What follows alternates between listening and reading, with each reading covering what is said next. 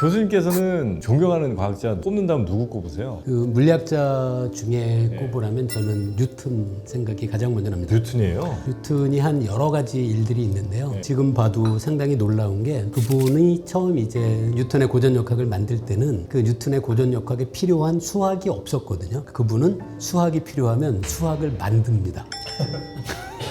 아, 그래요? 그래서 미적분학 같은 것도 물론 아직도 누가 먼저냐는 논쟁은 있긴 있지만 자기의 그 운동 법칙을 만들고 그걸 이제 적용하고 하다 보니까 미적분학이 필요하구나. 네. 그럼 만들지 뭐. 그런 정도로 아주 뛰어난 사람이고요. 그리고 뉴턴의 또 놀라운 업적 중에 지금도 사람들이 꼽는 것이 뉴턴 이전의 과학에선 저 먼 하늘에서 천체에서 일어나는 운동하고 지구 위에서 우리가 뭘 던지고 할 때 우리가 직접 볼 수 있는 운동하고는 완전히 질적으로 다르다라고 생각했거든요. 근데 뉴턴에 와서 처음으로 천상의 운동과 지상의 운동을 딱 하나의 이론으로 모두 다 설명할 수 있게 된 거죠. 그래서 천상과 지상의 모든 운동을 하나로 통합한 그런 업적도 상당히 놀라운 것 같아요. 우리도 뭐 대단한 사람이라고 그냥 어렴풋이 알고 있습니다만 정말 대단한 사람이에요. 정말 대단합니다. 뭐 문제를 생각하다가 안 되면 자기가 새로운 수학 공식 하나 만들고. 뉴턴 갖고 좀 일화가 하나 떠올랐는데요. 베르누이라는 과학자가 베르누이? 예. 예. 베르누이 가문의 과학자가 여럿이에요. 그 중에 한 베르누이인데요. 제가 아는 베르누이가 아닐 가능성이 높군요. 그 분도 그 3명 중에 한 명이에요. 근데 베르누이라는 과학자가 문제를 공개한 적이 있어요. 여기서부터 여기까지 물체를 떨어뜨렸을 때 어떤 곡선을 따라서 물체가 움직일 때 가장 짧은 시간이 걸리나 라는 문제가 그 당시 과학자들이 고민했던 문제였어요. 직선으로 갈 수도 있고 예. 약간 L자형으로 이렇게 훅 떨어졌다 갈 수도 있고. 그거 어떤 곡선의 방정식 자체를 찾아라. 근데 그 문제가 너무 어려워서 제가 알기로 상당한 시간이 지난 다음에 사람들이 답안을 제출하는데요. 네. 뉴턴이 이 문제의 답을 찾고 오후에 그 문제를 듣고 그 다음날 아침에 보냅니다.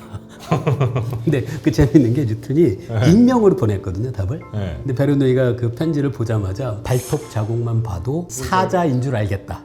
근데 이게 뉴턴이 이 문제 풀었구나라는 거. 꽤 유명한 사람. 베르누이 자기가 알고 낸 거야? 아니요, 그 사람은 몰랐고요. 근데 나중에 베르누이 스스로도 답을 제출하기도 해요. 몇 명이 함께 제출한 걸로 알고 있고요. 네네네. 그 중에 뉴턴이 한 가지 방법을 찾아서 이 문제를 풀었죠. 그게 참 좋은 것 같아요. 그러니까 내가 모르는 것 혹은 내가 생각하고 있는 거를 예전에 왜 편지로 그 막 과학자들 혹은 뭐 철학자들도 서로 이제 편지 많이 보내면서 이게 점점 그 지식이 막 폭발을 하잖아요. 그런 과정들이 우리는 좀 많이 좀 부족한 건 아니었나 하는 생각이 좀 들긴 합니다. 말씀하시니까 저도 뉴턴 1화 하나 생각나는 게 그 천문학자 에드먼드 헬리 있잖아요. 네. 그 사람이 그 당시에 뭘 고민했냐면 항해사들이 지구를 여행하기 위해선 정확한 지구의 공전 주기를 알아야 됐어요. 그걸 알려면 태양의 중력이 작용하다는 건 알겠는데 정확한 계산을 할 수가 없는 거예요. 근데 마침 자기 친구 중에 뉴턴이 생각나서 편지를 보내거든요. 중력을 계산해가지고 지구의 정확한 주기 좀 계산해 줄 수 있겠냐. 공전 주기를? 네, 물어본 거예요. 근데 뉴턴이 답장을 어떻게 보냈는지 아세요? 이미 내가 몇십 년 전에 계산해놨는데? 라고 그냥 편지를 보낸 거예요. 뒤져가지고. 그러니까 그 문제를 이미 본인이 고민을 했는데 그냥 어디 발표 안 하고 그냥 묵혀두고 있었던 거죠.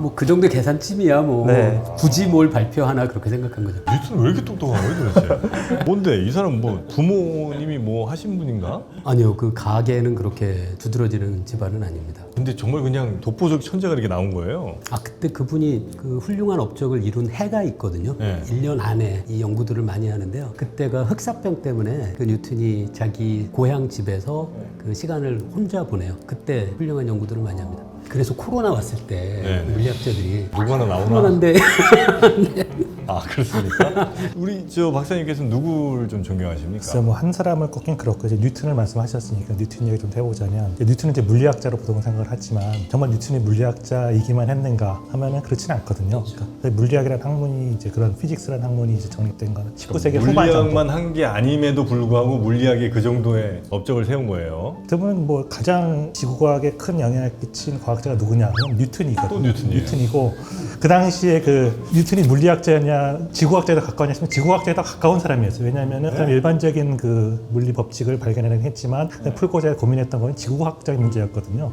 뭐 여러 가지 지구의 자전이 왜 일어나는지 공전이 왜 일어나는지 뭐 중력 이런 것들은 사실 지구학적인 문제이기 때문에 그렇기 때문에 이제 지구과학자고 지금도 가장 많은 근본적인 영향을 주고 있는 사람이기 때문에 또 존경한다고 말하기는 너무나도 너무 위대한 사람이어가지고. 그래도 우리나라에도 과학자분들도 훌륭한 분들 많지 않습니까? 우리나라에서 전 세계적으로 좀 유명한 과학자분들이면 혹시 누가 좀 있으실지 여쭤봐도 되겠습니까? 자기 이름 대긴 없습니다.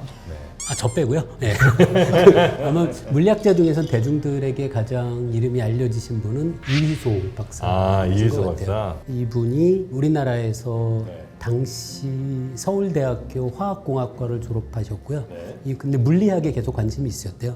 미국에 유학 가면서 물리학으로 바꾼 다음에 여러 훌륭한 업적들을 많이 남기셨고요. 그 물리학자들이 아는 일화 중에 몇 년 전에 힉스 입자를 발견해서 힉스가 노벨상을 받았잖아요. 네. 근데 처음에 이 힉스 입자가 힉스가 이 힉스 미케니즘을 제안했을 때 그 입자의 이름은 사실 좀 애매했어요. 골드스톤이라는 사람이 고체 물리학 분야에서 약간 비슷한 개념을 이야기한 게 있었거든요. 그래서 힉스 입자라고 불러도 되나라고 할 때 거기에 이제 도장을 꽝꽝꽝 때려주신 분이 이휘소 박사님이십니다. 아, 그래서 그래요? 힉스 입자가 힉스 입자로 불리기 시작한 것이 이휘소 박사가 그렇게 부르기 시작한. 상당히 영향력이 컸던 분이죠. 이휘소 박사가? 네, 근데 조금 좀 안타까운 게 사실 이 분은 우리나라에서 핵 개발을 하는 거에 대해서 명확히 반대한 편지도 남겨 있거든요. 저희 이제 소설로 많이 네, 접하다 근데 보니까. 우리나라에서 소설 때문에 네. 많은 분들이 잘못 알고 있어서 그 이휘소 박사님을 아시는 물리학자들도 있거든요. 그래서 그런 분들이 많이 안타까워합니다. 핵 개발에 관여한 적이 전혀 없고 오히려 핵에 반대하는 입장이셨고 돌아가신 것도 뭐 어디에 음모 뭐 그럴 수가 없습니다. 이게 뭐 고속도로에서 마주오는 트럭이 펑크가 나면서 침범했는데요. 그걸 CIA가 트럭의 속도와 언제 펑크가 날지까지 계산해서 뭐 그럴 수는 전혀 없습니다. 그래서 음모론도 잘못이고 이분이 핵 개발에 참여한 것도 거짓이고. 사실 이름은 많이 좀 들어봤는데 정확히 뭐 하신지는 잘 모르겠는데 그 아인슈타인도 일했었던 프린스턴 고등과학 연구소에서도 일하셨고 그리고 미국에 그 페르미 랩이라는 아주 유명한 입자물리 이론 연구소가 있는데요. 거기에 이론 물리 학부의 부장을 맡으셨으니까 상당히 책임 있는 위치까지도. 근데 너무 일찍 돌아가셔서 좀 많이 안타깝죠. 만약에 살아 계셨다면 아마 더 훌륭한 업적들을 많이 남기셨을 것 같습니다.